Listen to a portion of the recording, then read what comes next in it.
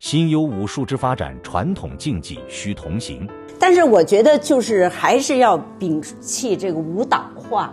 这咱们八卦掌就是八卦掌，不能像京剧走圆场似的，当当当当，小锣一敲，满场跑，就小跑似的哈。对，不能离开它最本源的基本东西，因为那个是有道理在里边的，是吧？对。另外一个就是走这个八卦步，现在走的是比较，怎么呢说呢？您看，就拿它来说。我走着这一个步都是说丁字步，对，实际您看讲的时候是丁字步，对，但是它实际走起来，走起来并不是，它实际走起来并不是丁字步，那个很不好走，我看过一个老先生，确实是丁字步，但是您看他的腿，有问题，咱们都不是讲两膝要合吗？两膝要合，对。您看老人家的那些，对，这儿都要合着，对，都是要合的，对。这个两个地方是不能分的，对，这就是一个茧子的那个骨，对。但是这里就有问题又出来了，您茧子骨，您这脚能大吗？咱们懂得应该怎么做的，就有责任有义务把正确的东西告诉人家。所以就是说。你自己懂说的对，你再教别人，你自己都没弄明白的，就是等于误导别人了，是吧？所以这个我总的看法就，别的就不说，咱们就说这个八卦步，对，这个汤泥步，这个茧子步在这儿，那是很多用处的，对，我不动手就把你扔了，那个老先生讲的是真不错，到那儿。他那徒弟一掰口，啪就扔那儿，你这一走一扒一掰又扔那儿，真好。但是我说，这个越来越少。对。所以根据这么一个情况，第一就是那个舞蹈化，我也不反对。但是从上边来讲，你需要找一部分人，真正献身于这个事业的，该打得打，对，不打不行。这个不打是绝对不行的。对。我那儿有好多，就是所有的这个大师吧，劈砖咔撞树咣，我跟他说没用，为什么？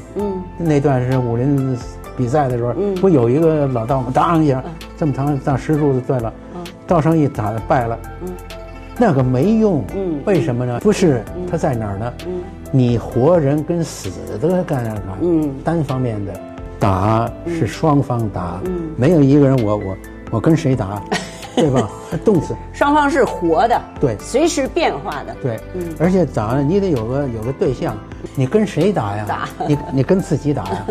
这个从老一代说这是不成立的，对，但是叫做通俗化了，打起码要俩，你没有，推手俩人打，你这练拳你跟谁呀？所以这个说的每一个字咱们都要，我就是要较真儿，对，你再较真下去。又出问题了，对，所以我现在就说，一部分要舞蹈化，偷人家眼球，大家伙锻炼，对，把身体建好了，对，一部分要，确实献身这件事情，对，由国家，由这个体委啊，或者组织这么一部分人，从民间里吸收一部分过来，把这个恢复，因为很多老人不在了。对，现在有时候也看一些武术比赛，比如旋转多少度落地，你看这个就是女孩，她体重也100斤上下哈，你从很高的这样一坠落，单膝或者单腿，重量都砸在这个关节上。我认识的就是我的一个晚辈吧，是他很优秀的，他说膝盖做了6次手术了。就对人体伤害特别大，所以我觉得老前辈，先贤们留下这东西是非常科学的，是对人体健康自卫也都是有好处的，不能背离那个宗旨，是吧？对，我就想啊，我跟您接触，我认为咱们都是特别热爱中国传统武术文化的，也是特别有情怀的。我就想最后您。对咱们观众哈，对咱们八卦掌这个后学们嘛，就谈几点希望啊，寄予什么希望？要谈希望，就是还是咱们那本书上说的，武风，五风、五季、五德、五风、五季、五仪，是吧？等等。反正我现在我这跟您说啊，就是，我在看一些视频，或者跟有些咱们八卦掌晚辈接触的时候，比如说起老前辈的名字，就是没有后缀儿，我就是特难以接受。比如说就直呼其名。是不是那天我听了一个节目啊，就说到咱们董海川先师，就说董海川，哎呦直呼其名，我觉得这些都是咱们后学应该注重的，就是要武术的修养，是吧？对尊师重道具体体现，就是我说到前辈的时候，不论是我这个支系下来还是旁支的，都应该在名字后头有所称呼。说吧，是先生啊，是前辈啊，都可以，不能直呼其名，对，是吧？所以您刚才对这个后学提的这个几点希望，我觉得也是我们大家必须要，包括我们啊自己要注意，要努力做到的。我的想法可能跟您一样，我觉得咱们八卦掌从董海川先师因材施教形成了不同的支系，尹氏、程氏、梁氏、樊氏等等吧。还有很多啊，可能有的支系大，有支系小，还是要团结共荣，对，是吧？您看太极拳，它能成为世界非遗，它也是好几个拳共同去努力，必须合力，才能共荣，就是大家好才能更好，是吧？这个只能做领导，哎，对。从上到下，对，要从下往上比较困难。所以研究会八卦掌研究会，从你看老前辈们，他们就是团结在一起哈，从1982年创建，那真是我说起来挺自豪。